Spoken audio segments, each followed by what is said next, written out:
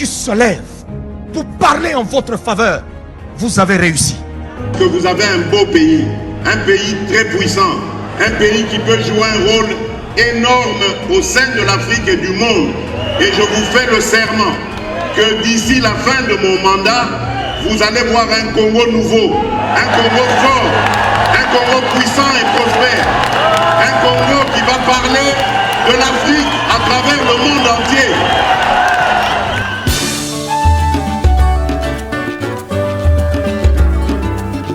Yahweh, Yahweh, bénissa Congo. Yahweh, Yahweh, batela Congo. Voilà, merci de nous faire confiance et bienvenue dans ces énième numéro du magazine Kinani, un magazine d'actualité Oyo. To betaka masolo ya mboka na biso pe to ya mbelaka bino ba politique po ete tokoka kobeta masolo etali mboka République démocratique du Congo lelo pe lisusu tokutani inangonga eye po tomeka komanyola matali actualité ya mboka na biso pe particulièrement lelo tokozala na bandeko moko bazali bandeko ya Dynamique Sylvain Mutombo elongo na bango tokobeta lisolo ya Dynamique ndenge ezali ko kambama topé ko kumbama tokobeta pe lisolo ya actualité politique na katia mboka na biso. Alors toutes nos excuses pour ces légers retards avec lesquels nous débutons ce magazine sur ZM Télévision. Ne perdez pas de vue, nous sommes bel et bien là. Alors Naouti Kolobango, Tokoyama Bandeko Dynamique Sylvain Mutombo, Tozaina coordonnateur Ndeko Benoît Mwamba, Oyo Nazali Kopé Sambo Tepe Boye Malam. Mbote Ndeko Olimbi Sangai, Oyebi que maladie na mboka, c'est pourquoi au monde tous se protéger. C'est pour dire na Bandeko Nyonso qu'il faut tous se protéger, tout respecter les gestes barrières. En tout cas, merci beaucoup pour l'invitation. Nous sommes très contents. Nous saluer les téléspectateurs. Très bien. Alors, il y a Azali Bongo coordonnateur, il y a Dynamique Sylvain Mutombo, à Tamboli Peye mon côté. Dans mon Tambolina équipe nae, au Toko Bandana, Papa François Mbouyamba, Mbotenayo.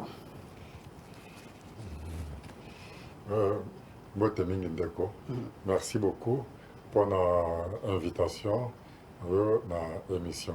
Très bien.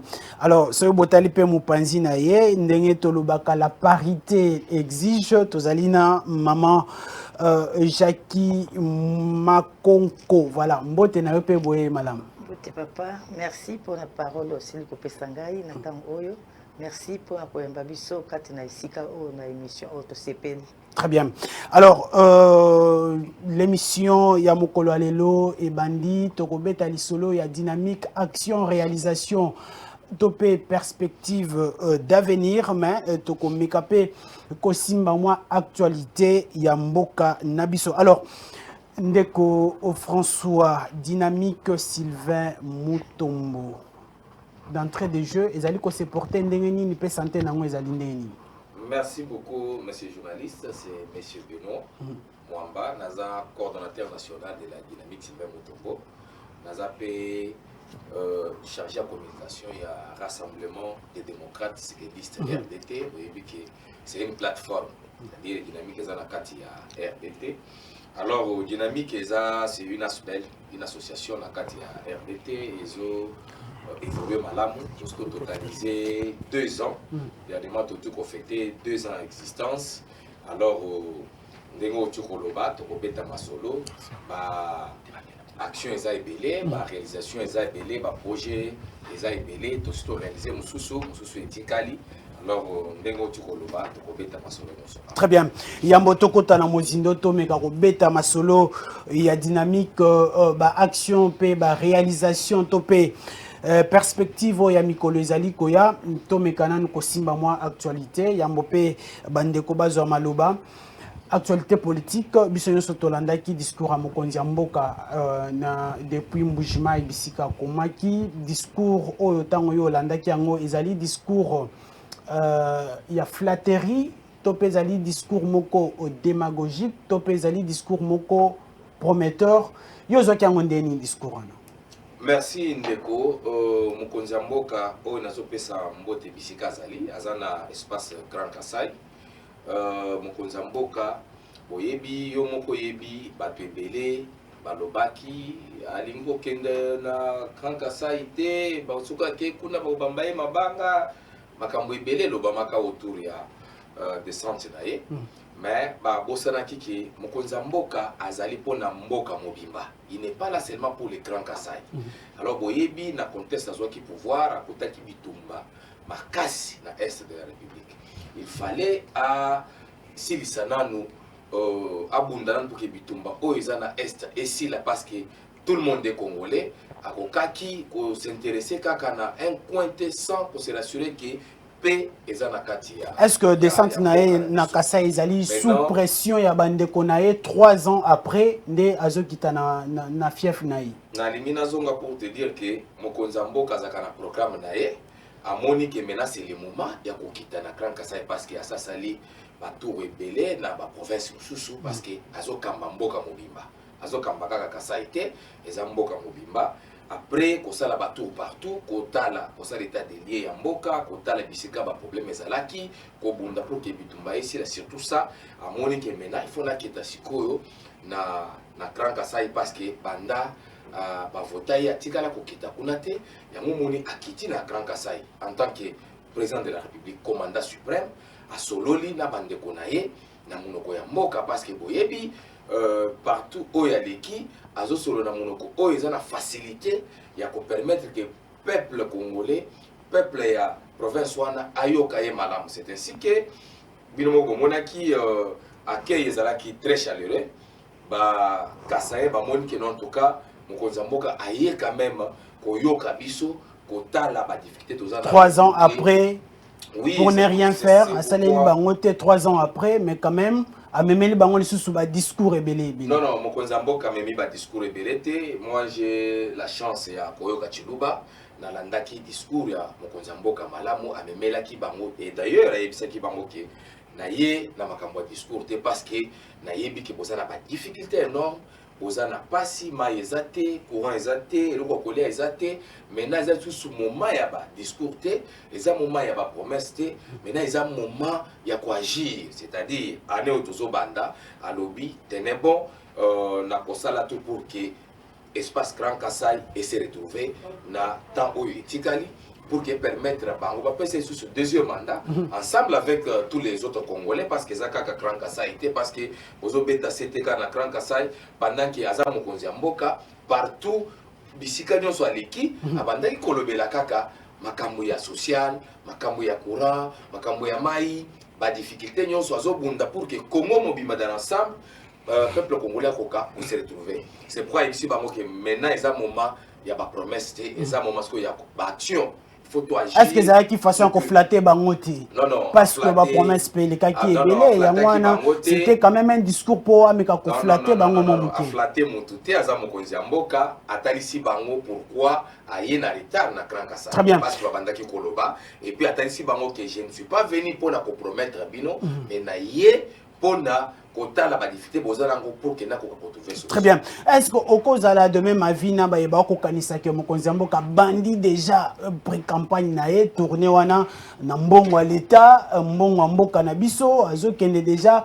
Est-ce que aux d'accord na bande ko la moko bazo kanisa ke mokonzi Mboka bandi déjà pré-campagne pour commis déjà ko senga deuxième mandat bisika nyonso azoleka? Non, non, Mokonzi Mboka bandi campagne était, Mokonzi Mboka zo tamboula na ba province. Mais ba discours wana ezali ba discours propagandiste. Na landi ba grand politicien, ba leader yo ba ke ko accompagner epona na landi bango na chaîne moko de la place na bo sa la chaîne publicité te, ba lobby Mokonzi Mboka ayepona campagne te, Mokonzi Mboka ayepona atala parce que boyebi tango Mokonzi Mboka na bisika nyonso azwaka bokonzi alokaka ayeba ba province nyonso ezo construire mboka na ezo tambola ndenge nini. C'est ce qu'il a fait.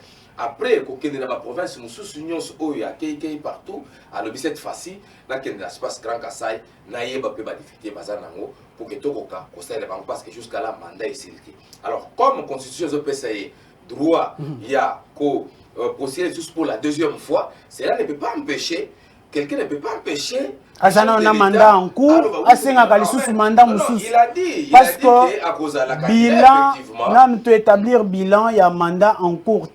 Comment voulez-vous asenga kalisusu déjà deuxième mandat à partir du moment où bilan il y a mandat en cours est un peu compliqué to aussi mango kalamini. Mais c'est journaliste.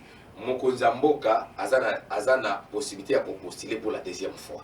Alors ceux qui a solo lina peuple naé après ko solo la talisi bango que notre kosala o to kosala parce que a expliqué bango d'abord na contexte pour assurer pouvoir. Oyebi na 2 ans et demi o tozaki na coalition FCC cash bande ko wana bande ko tia école pour que asala musala bien été expliqué peuple kasayen. Et puis ma lobby en tant que garant de bon fonctionnement de l'institution commandant suprême donc ko kitsa maboko côté j'ai fait ce qu'il faut faire ou j'ai fait ce qu'il fallait faire maintenant là nazo continuer les sous pour que tant que aussi ça mandat nangai quand même na sala moi quelque chose et puis na deuxième mandat nangai parce que na ko postuler les sous en tant que président de la République candidat président de la République ceux qui vont voter ngai les sous na continuer na ba projet économique. Très bien. Alors ne veut pas dire que avant de commencer la campagne non tous un moment de campagne té au moni ba insigne na yeso qui ndengeli non ba parti politique nyos dans l'ensemble na Kasai ba yaki pona koyamba mokonzi Mboka. Très bien. Alors Yamboto Zongela likambo o etali dynamique Sylvain Mutombo o Boyeli Nesika Awa Tomeka Kosala un bilan à mi-parcours Yamanda ya mokonzi Mboka sur le plan sécuritaire, sur le plan infrastructure mais également sur le plan social. Comment est-ce que vous allez comment un bilan à mi-parcours Yamokonzi Mboka, positif ou négatif? Oh, mais ces journalistes Naouti Koloba Awa qui contestent Mokonzi Mboka Zola qui Bokonzi et Zala qui contestent Moko très difficile. D'abord, Azala qui la majorité parlementaire na Katia hémicycle de l'Assemblée nationale tout comme na Sénat. Alors il fallait tout ça la coalition na bandeko Oyazaki na majorité parlementaire. Alors, tant que Bakei, Mokonzi Mboka a une bonne volonté pour Mboka na biso et décoller plus rapidement à Sala Moussala.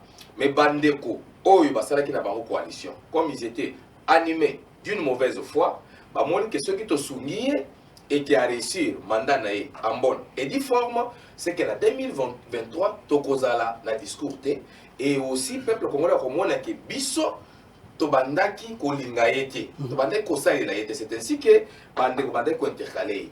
Il y a en tant que chef de l'État, Talia Moni que non. La lire où vont les choses, ceux qui te continuent à risquer là si ça mandat sans kosalela peuple congolais Moussala. C'est ce qui a fait que Aboma, coalition, FCC, cash, les lots autos se retrouvent dans l'union sacrée. Vous voyez que le gouvernement de Wario n'a que moins de 6 mois, d'ailleurs 6 mois à peine. Alors, vous n'allez pas dire au gouvernement Sama Lukonde de terminer toutes les difficultés Oyo, coalition FCC caché Tigaki dans moins d'une année. Non, c'est pourquoi Basali Oyo, à niveau Nabango, il continue à travailler parce que vous n'allez pas me dire moi je suis parent, je m'excuse.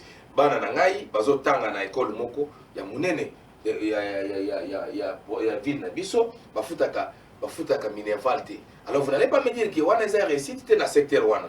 Alors Bomoni, la réalisation est ébélée, ce qui n'a pas dit Kotanga. Awa, yomo sentir quand même que Mokonzi Mboka a sali Moussala. Alors c'est pour vous dire que nous continuons à donner la chance au chef de l'État parce qu'il y a la volonté, Azamuto a yebi, et réalité il y a difficulté, il y a peuple congolais. On est sûr et certain que dans peu de temps, parce qu'il y a un qui a discours na Kasai Konagalobi, année où il y a 2022, en tout cas, par réalisation. On l'a par réalisation, Ezali et Belé, ce qui te sur le plan infrastructure, au moins, il y a Mokonzi Mboka, s'inquiéta qui m'a cassé lourdeur au Misalaya.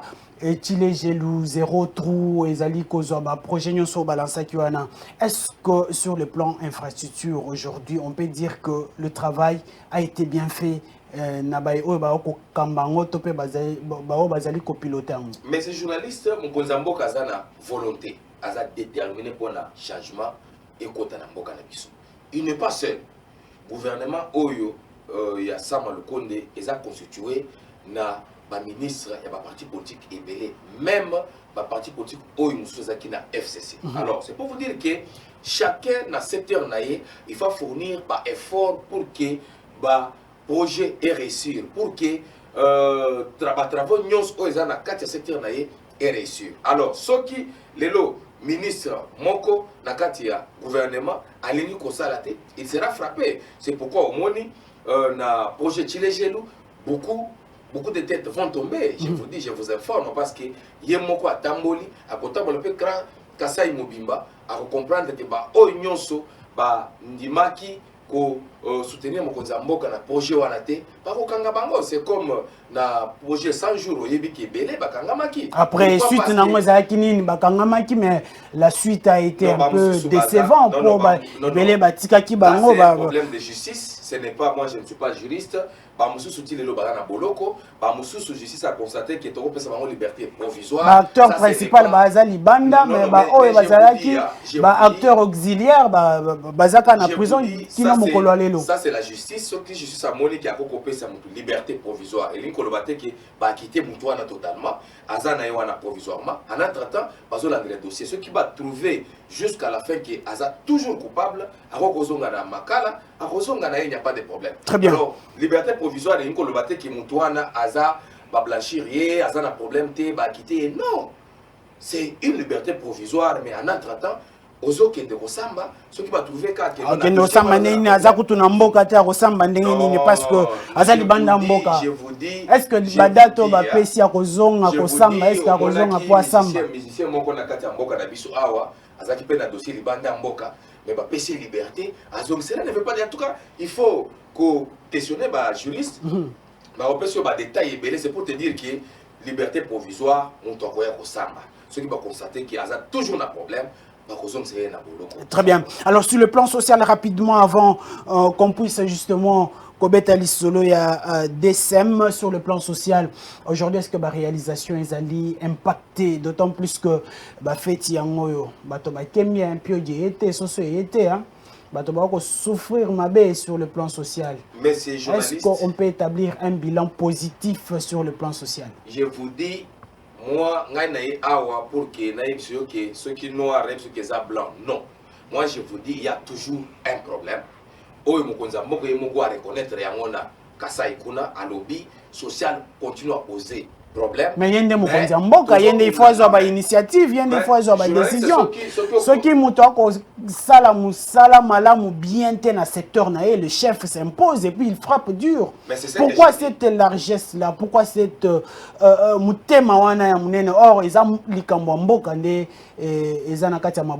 c'est ce que j'ai dit. On reconnaître que sur le plan social, il y a toujours des lacunes. Il y a des petits problèmes qui posent problème. Alors, à l'objet de 2022, il faut tout ça, tout améliorer les conditions sociales du peuple congolais. Parce qu'il n'y a pas de secteur, il y a un problème très sérieux. Même budget en Bokanabiso et Outi Komata. Kakana année Oyo. Alors, c'est pour vous dire que n'engé budget mati. Alors, tout pour que les conditions sociales du peuple congolais s'améliorent. Les chefs de l'État sont en train de travailler. Il y a un tour de gouvernement à Tchamokozamboka Maboko. Pour que le social et le peuple congolais s'améliorent. Parce que nous surtout, Oyo a Kolinga, ko exécuté hors de Mokonzamboka, il faut payer. Parce que la justice est comme ça et qu'il faut payer, il n'y aura pas de problème. Très bien. Alors, Moutouna Souka sur l'actualité, sur le plan sécuritaire, on continue, on bien que la province Mibalewane Zalina Katia état de siège, mais au Tolanda qui bisognon son Mokola Noël ou Mokola Fête, on CP là.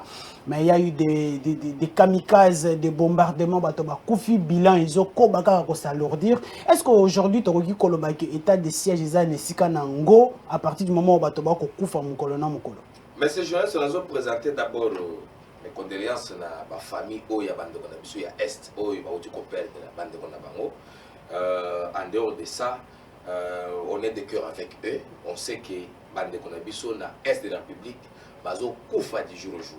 Alors, toko sepelate, toko kolia, komela, kotondate, awa na Kinshasa aussi longtemps que nous perdons nos frères et sœurs du jour au jour. Ça, on reconnaît.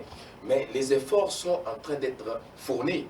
Parce que Mokonzamboka, ce qu'on a dit état de siège, ce qu'on a bondi, tout ça, il va partenariat avec l'armée, tout ça, il a aussi les Bitumba, il y a Mboka dans l'Est de la République. Alors, tout soutenir Mokonzamboka, tout soutenir FARDC Nabiso, to soutenir état de siège pour que bitumba wana esila boyebi bitumba wana eza makambo ebele na kati c'est vraiment sur le plan sécuritaire na koko bimisa makambo ebele te mais je sais que armée na biso ezo sala musala ezo bunda butumo yoyoka kaka keno bakangi ba ADF bakangi to mona pe bisika ba mema bango te no bazokanga bango ba rapport journalier wana to mona ngote après ba opération conjointe entre armée na biso pe armée ougandaise ba yebisaka biso pe eloko moko te hein bazokanga bango bazokondamner ba mususu ba oyo vraiment bazotrouver que baza na kati ya dossier wana bazokanga bango du jour moi je vous informe je suis de près makambo zoleka na est de la République alors c'est pour vous dire que armée na biso ezosala musala mokonzi mboka soko oyoki balobi akoma okendeka na est mbongo esoko mikosila na est parce que souci na ezaki bitumba wana mbongo ekosila na est na bilan na budget muke oui c'est ce que j'ai dit budget muke makasi mais tango atie état de siège wana esali musala makasi parce que botali même ba mort pour cette fois-ci ezandenge mona ndenge bato banda kokufa avant mais bato ba kokufa kaka pourquoi cette comparaison là si hier bato ba kokufa 50 lelo bato ba kufi 2 ou 3 bato ba kufi kaka il y a des avancées significatives mais tu ko se pelleter même na mort ya mutu moko parce que être humain en tout cas hasard sacré alors mais nous trouvons que il y a des avancées parce que bisika on a kufa 10 20 tant on kufa moko mi banet on sent que en tout cas musalezo salama dans les jours qui viennent en tout cas bitumba wana ekosila parce que ko se pelleter ba ndeko na biso ba continuer ko kufa ne banda ko kufa avant. Très bien. Alors je rappelle que Nazali Koyambela Bino Bana Mboka donc le coordonnateur et à Dynamique Sylvain Mutomona équipe naye tozali na mama Jackie pe papa François et Longo na bango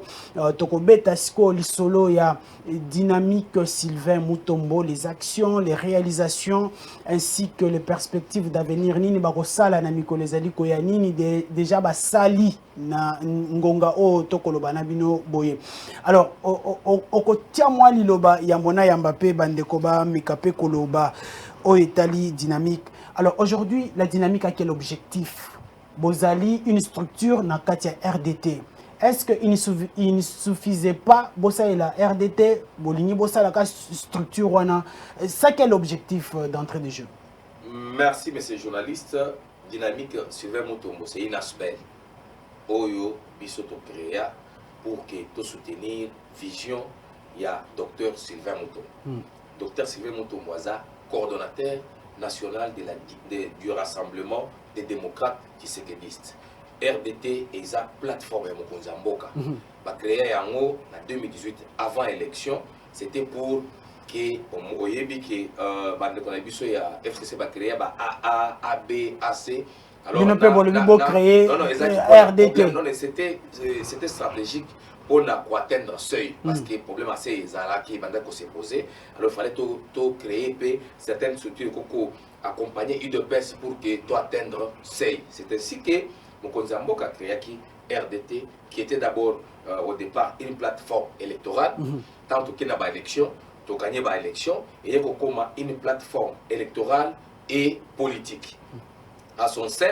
il y a beaucoup d'associations il y a dynamique OIT association et il y a plus de 38 dans la RDT tu as 26 partis politiques c'est-à-dire la dynamique Sylvain Mutombo c'est une structure l'une des structures qui sont au RDT alors Dynamique, tu crées et tu totalisé 2 ans. Et ça qui n'a vision il y a Yemoko, docteur Sylvain Mutombo, et ça qui peut soutenir toujours partir à Mokonzi Mboka. Parce que si tu as carte, il y a cash, tu as Sima à Mokonzi Mboka. C'est pourquoi tu crées et ça socio-politique. On parle du social, on parle de la politique. Sur le plan social, tu as réalisé Makambo Ebele, Nazana Bandeko, pour accompagner. Très bien, Nazo Pesa va le plan politique, Oyoki Kenaza.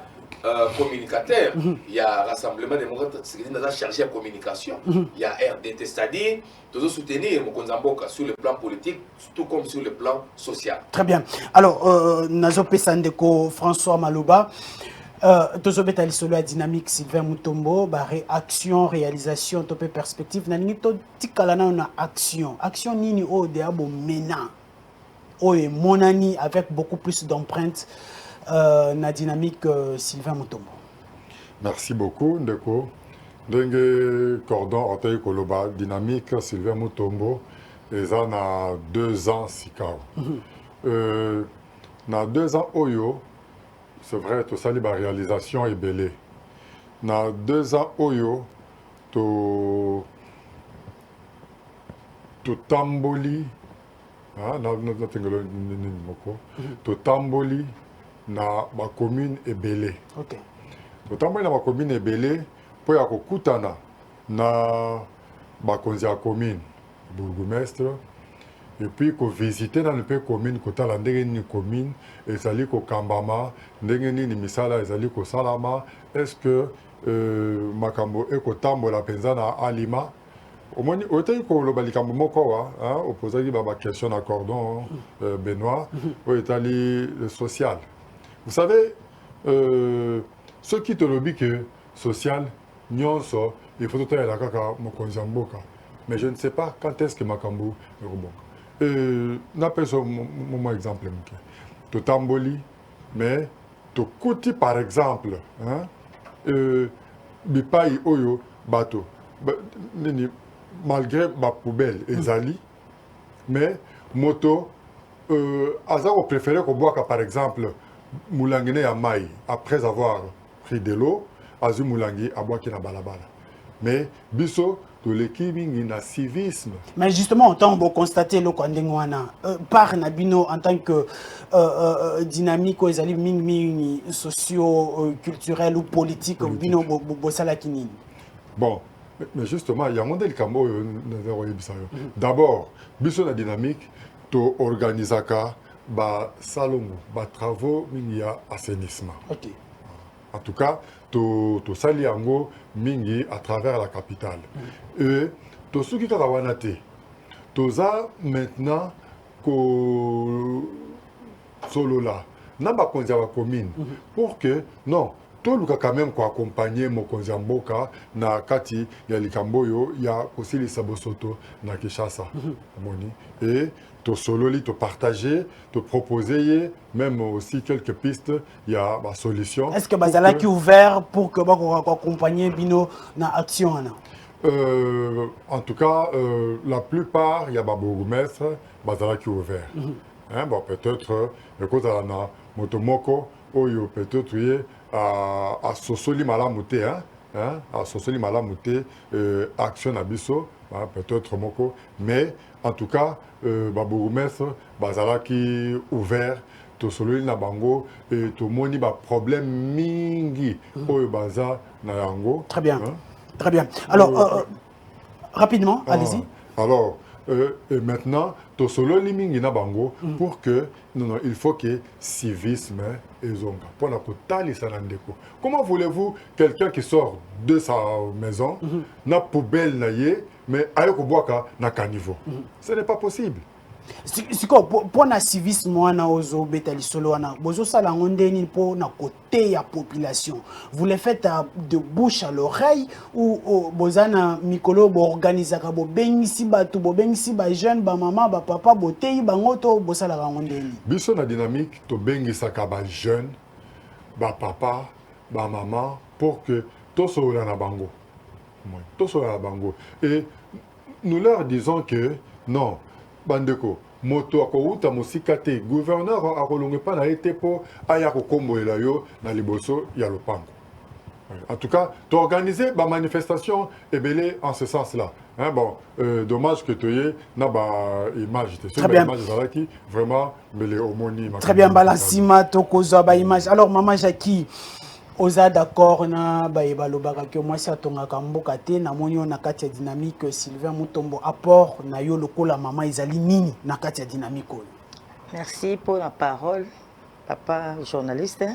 Sepeli kosanga na yo awa soki biso toye awa po tozali kolanda vision ya mokonzi na biso ya mboka excellence Sylvain Mutombo pona oya Félix Mboka za Félix Tshisekedi apport ya nani ya autorité morale na biso po tolobi ete biso tozali kati na RDT oyo ezali kokamba plateforme oyo ezali ya papa mokonzi na biso Fachi Beton yango wana biso tozali ko soutenir ye na baction nyonso po tolingi ete mboka na biso kende liboso biso tozali ba mama balebi ba mama batonga mboka te mais biso tozali kotonga mboka oyo tuni ete à partir ya ndenge nini bazali kozwa oyo ezali bavision na biso baaction biso tolekaka mingi na bamédia mpo tolobaka ntango oyo olobi ete ezali mpo na bouche à l'oreille tosalaka yango kasi ezali mingi balandaka biso na baémission mpo tobandi lelo te tosalaka yango tout le temps bayokaka biso mpe bato ebele bazofélicité biso bazali kolandela biso bazolobaka félicitation na oyo nyonso bozali. Mais justement, est-ce que baretombe wana ezali ntango bokosala action, est-ce que boyokaka mpenza bato baza na posa ya koya kosangana elongo na bino mpoke tozali na bato ebele basadere makasi à partir ya baaction na biso tozali kosala tozali komene et puis tozali kosala nini tozwi lokola toorganize toplanifier bamama bajeune fille mère tosali mpo bazwa baformation oyo toza koinforme bango mpe tozali koforme bango na makambo ebele yango wana bazali mpe koya ebele basepeli na précisément na nini boformaka bango na nini bamama naloba bamama veuve bajeune fille bafille mère baformation bopesaka bango ezalaka basé na nini?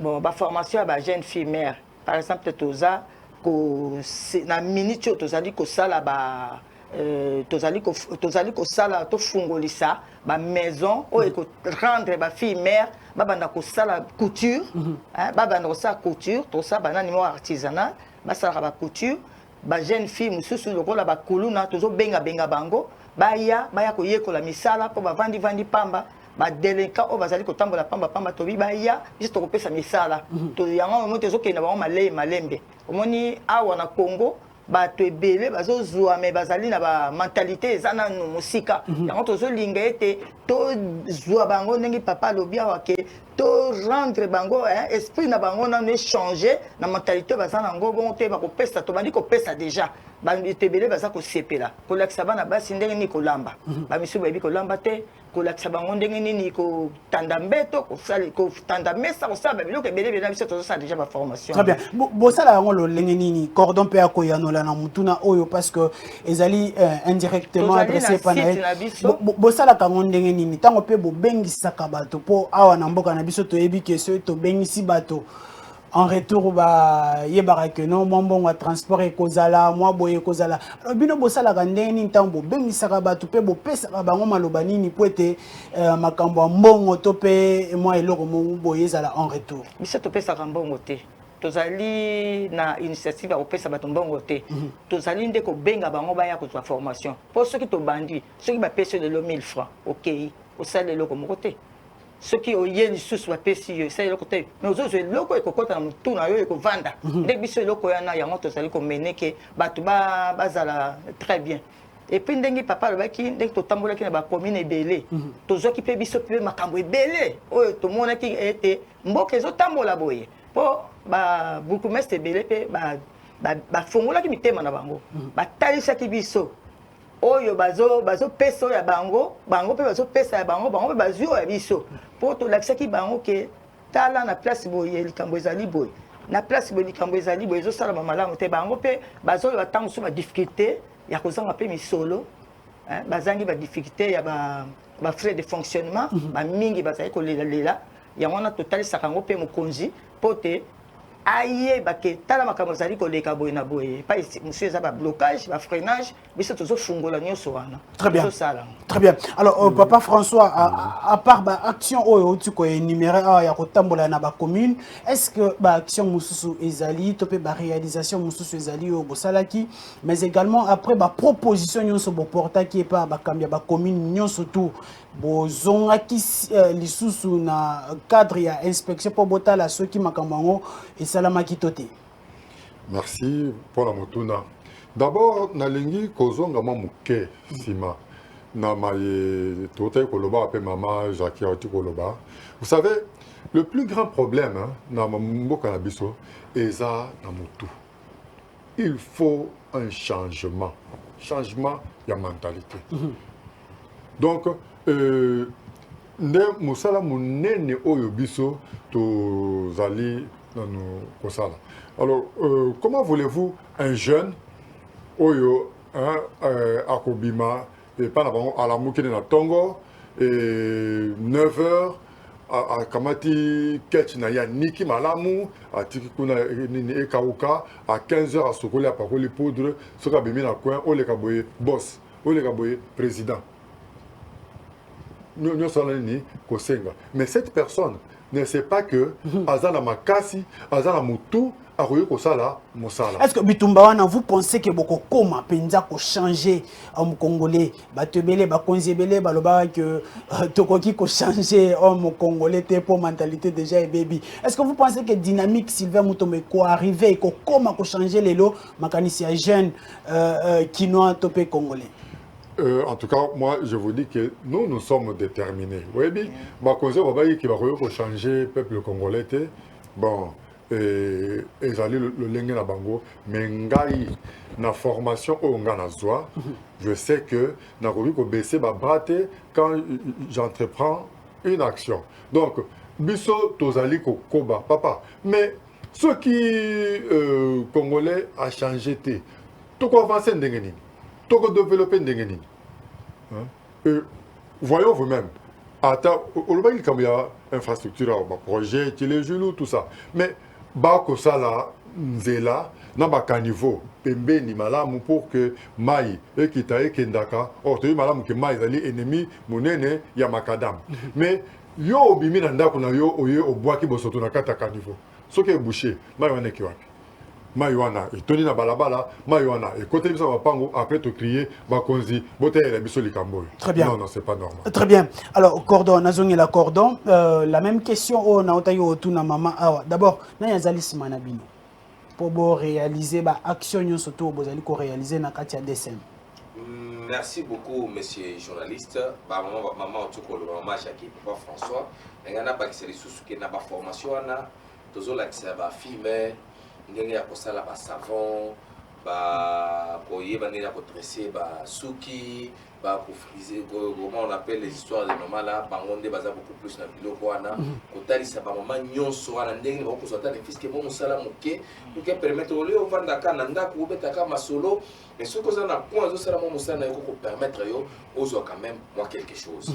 Alors si manabiso d'abord eza volonté tozana ngo mutunde zo sala ceux qui mutu zo sala Mongo, makamyo so tozolo ba koya sima. D'abord c'est nous, to sangani, to eu conscience to lobby, faut tozala sima mokonzi mboka. Mais n'oubliez pas que tozape na autorité de référence na biso oyaza docteur Sylvain Mutombo, atiaka biso maboko pour que misala na biso et que nous parce que na mito tozolo ba toza déjà na nani na activité ya bilanga to bandaki déjà ba biloko makambo bilanga to bandaki bilanga déjà semaine les oya oyo to ko avancer les sous parce que to lengi que to ça quand même ba projet moko ya minene et permettre que batubaya bazo quand même musala batubaya ba mona quand même que nous a structure moko les soutenir mon konzambo to lo biloko kolia bolobia o tuko lo ba awa tata banda ko lo politique qui non ba lobby ba mbisi yete mais biso moko tozana ba maya tozana flavor to tenda ko lo ka mbisi et pas mopaya on peut le faire ici chez nous. Alors on en parle tout le temps, on dit ici il y a tout.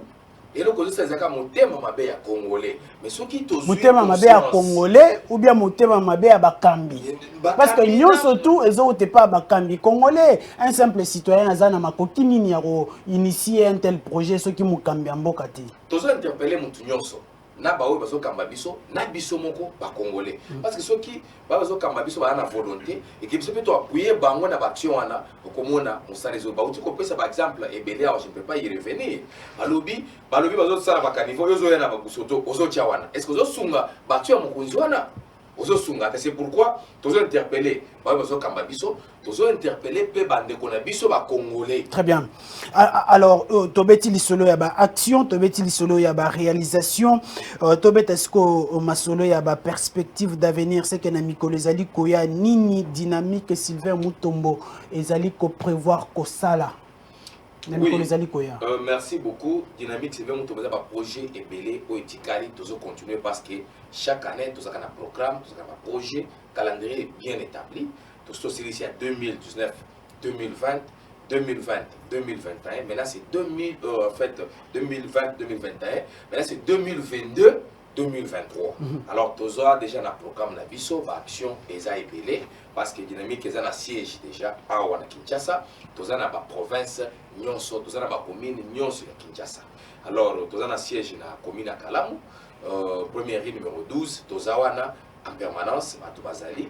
Alors, Tokutanaka, pour que quand on dit koloba tozo bâtir sur ba formation mususu oye tikali batu baye ba biloko ebele ko sala même ba jus alors tozo ba maman oye ba yebi baza vraiment l'expérience na ba biloko wana toko bengisa ba maman toko bengisa ba papa ba jeune oye ba lingi baya komona ba biloko tozo sala baya na siège na biso oye ba benga biso na numéro toko tika pour que ba mona ndenge tozo évoluer kokanga maboko kovanda na ndako za solution te même ceux qui lelo mokoza moko azobunda ndenga azobunda wana mboke changer kokanisa te bobanda oyo kopesio na ndako non il faut osala quelque chose toza ba msu bazwa chance ya kotanga te peut-être parce que ba parents bazaki na moyen te alors ba twana baza utile te na société baza utile baya bayo kolaka mo formation moke pour que permettre yo on survivre na vie na yo na si amoyi alors c'est pourquoi tozo benga batu nyonso adhésion eza gratuite tozo senga batu bambongo te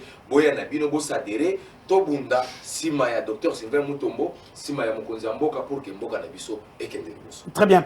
Ya moto zongela yo parce que tozo kende déjà na kochite tozo kende na suka ya émission na biso alors mutuna ona otuna ngo mama Jackie est-ce que après avoir ko tangi sa topé ko lakisa ba maman ba fille mère ba jeune fille ba jeune garçon misala bozo financer pe bango wana na tunika o yekoli simu to musala ozwina fond opesi wana na mbo comité ndenge cordon le bio mo le perspective d'avenir ya ngonde to sala pour le moment to za ko pesa na formation donc bozo bongisa ngona Nicolas Zali koya botangisi mutu musala après bo financer epé tozo zela to financer bango to comme na point wana omoni biloko to sala siko eza minene makasi à partir ba projet to za nango aba ko sepela makasi ya ebele bazo déjà to za na ebele ba s'adhérer bazo ya mbongo te ko biso to na makama mbongo te po le to peso 1000 francs poso mali palobi o sala nini to pesa ka te bango mo bazo ya na bolingo po ba moni ke ne to so travailler dur. OK. Papa François moi eloko ko bakisa sur kola mutuna na ngai moi eloko mukia ko bakisa ezali c'est-à-dire que jusque là ndenge mama lobi nanu to financer ba de côté mais na ba perspective na biso na ba projet na biso to ebike to kosali sabandeko oyo donc omoni biso vraiment to biso to telemi to zali ko bunda li ko luka oki cordon o to ko lobawa te to za déjà na misala ya bilanga mais pour ça la biso zali nini to zwa ba moyen wana tango to zwa ba moyen tango to sala bilanga na fruit ya bilanga wana na ebike ekosalisa biso pour que to banda ko booster sikoyo bandeko c'est-à-dire que tozu yo mama to la question musala to bi bon voilà musalo yo ro bandango na autant mais to pesio bon ya crédit pour que o banda musala no kende crédit na o banda ko zongisa muke et sans intérêt wana eza déjà makambo yo biso si to bongisi yango déjà na programme na biso to zela kaka mongonga muke e koka comme ça to réaliser yango. Très bien. Nous sommes pratiquement à la fin. Un petit message na papa nyonso to ba kolanda yo sika rapidement. Merci. Na za kopesa na mbote mingi na ba papa oyo bazali kolanda ngai baza kolanda biso na bandako biso tozali dynamique Sylvain Mutombo ezali asbel ndenge déjà cordon asi a présentaki yango ezali chapeauté na cordon Benoît oyo tozali na ye awa dynamique Sylvain Mutombo ezali ko soutenir vision il y a docteur Sylvain Mutombo azali autorité de référence et boye to ko soutenir misala ya mokonzi ya mboka na ko benga ba papa ngai nazali susuma la mokete mais nazali na dynamique oyo mpoya ko soutenir et biso bazali na ko toya ebele ngana ko benga bato ya âge nanga toya ebele ko adhérer pour que to soutenir biso baso to salisa ba jeune oyo ba ko comprendre na noter pour que mboka na biso soit développé. Très bien. Maman Jackie rapidement na ba maman nyonso ba ko tala aussi ka. Na sengi na ba maman en tout cas biso toza na esengo pe tozali makasi ba mama botika bana ba terenga na banda kuté boya botinda bango epai biso tozali po biso tozali ko former tozali ko informer bango pe tozali ko rendre bana esprit oyo ezali ko lata bango ya mabe ya kotambola ba délinquance biso tozali ko changer bango tozana ba témoignage ebele ndenge na ndenge yango toza ko senga ba mama bo vanda bongo te po to ebete biso toza déjà na ba mama ebele o bazali ko landa biso o ba comprendre vision ya son excellence Sylvain Mutombo ndenge ya lingi ete to développer et puis to sala ba création ba innovation ebele ya wana to sengi ba mama nyonso bolanda boza la sima na biso poto eba ko bongisa mboka oyo soki to kotika la sima ezali pasi biso nyonso to kota na vision ya mokonzi na biso mboka pote akende liboso poto ebiete deuxième mandat ezali ya biso to kolonga kaka. Merci beaucoup. Alors Cordon Tokosukisa Nayo, qu'est-ce que vous pouvez passer comme message d'abord il y a dynamique à toute la classe politique congolaise mais également à la population nyonso to ba kolanda aussi cool. Merci beaucoup ndeko journaliste, je suis très content. Ba mama ba si ba bengi si ba to ba ya ko adhérer na dynamique de Sylvain Mutombo. Les structures monene et commis partout toza ona ko travailler pour la bien-être ya mboka na biso. Oyebi to souffrir mingi beaucoup d'années oyebi jeune kutu pozo a kutu maloba ndenge to yiko na etando eke c'était tout un problème. Mais les oyo toza na liberté d'expression, état de droit, to profiter jeune nyo soza na moi mayele azana moi idée moko boye aya na kati ya dynamique pour que mboka na biso ekende liboso. Pona ba politicien en tout cas tosunga mokonzi ya mboka, tocha mokonzi ya mboka maboko ba oyo bazana ba bazo gérer la chose publique ba yebaki eza mbongo na yote eza boutique na yote eza mbongo ya peuple congolais biso nyonso to pesa ka ba mpaku to pesa ka ba taxe ba impôt eza ke mbongo wana esalisa mboka na biso be soki ekomi ke mbongo ya l'état yo zui o tient na poche yeba ke état de droit kolanda yo bakokanga yo. Alors c'est pour dire que tosunga mboka na biso muto koya kosala biso azate soko vandi na ndako eza solution te boya. Non, c'est le numéro 085 453 91 97. Aux chaînes monene, les Hollandais partout, même dans le monde, tous aux senga nyonso baya bacha structure. Merci beaucoup. Très bien. Alors merci beaucoup Tokomi Bongo Nasuka ya magazine Nabiso ya Mokolo ya lelo topesi merci na équipe technique nyonso et accompagné ki biso pe na bino bandeko balandi ya ZM télévision pe ya magazine Kinani. D'ici là portez-vous bien chez vous. Tokutani lobby sur la même chaîne à la même heure. Au revoir. Quand vous avez une voix qui se lève pour parler en votre faveur, vous avez réussi. Que vous avez un beau pays, un pays très puissant, un pays qui peut jouer un rôle énorme au sein de l'Afrique et du monde.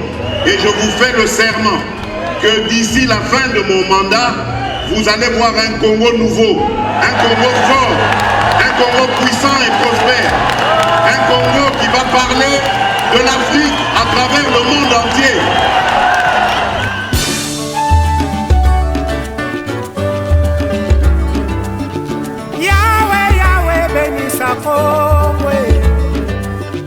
Yahweh, Yahweh, batela mikombo.